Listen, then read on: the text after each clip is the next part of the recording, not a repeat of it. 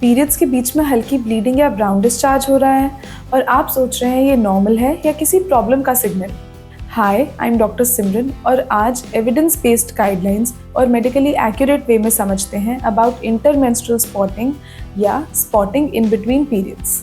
Latest evidence based guidelines के हिसाब से इंटरमेंस्ट्रुअल स्पॉटिंग को एबनॉर्मल यूट्राइन ब्लीडिंग की कैटेगरी में कंसिडर किया जाता है and if detected and timely diagnosed in time, इसके मेजॉरिटी कॉजेज इजीली मैनेजेबल भी होते हैं।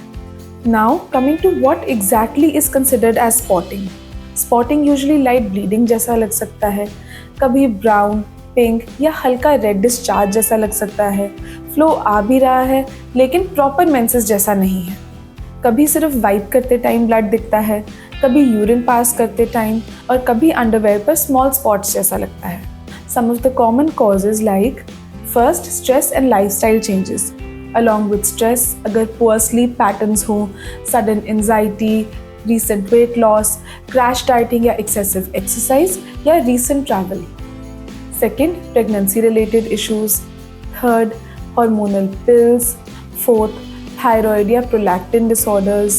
Fifth, structural lesions like cervical erosions, polyps, fibroid, endometriosis, sexually transmitted diseases जैसा भी लग सकता है and in rare cases cancers. Also rarely ये फिजियोलॉजिकल भी हो सकता है, बट एन इम्पॉर्टेंट पॉइंट, अगर आपको इंटरमेंस्ट्रुअल स्पॉटिंग या ब्लीडिंग है तो do not consider it as a physiological cause only. Visit a gynaecologist and get evaluated timely. Coming to some of the red flags, अगर ब्लीडिंग का बार बार होना या सेक्स के बाद ब्लीडिंग होना, कुछ एपिसोड्स में ब्लीडिंग हैवी भी होना, severe pelvic pain, bad smelling discharge, positive pregnancy test या मेनोपॉज के बाद ब्लीडिंग होना। In these cases visit your gynaecologist at the earliest. Doctors detailed history लेंगे, रेलेवेंट एग्जामिनेशन करेंगे एंड टाइमली मैनेज करेंगे, which can sometimes be medical, hormonal और surgical also if indicated. So your body talks through symptoms, इन्हें ignore मत करो, इन्हें समझो।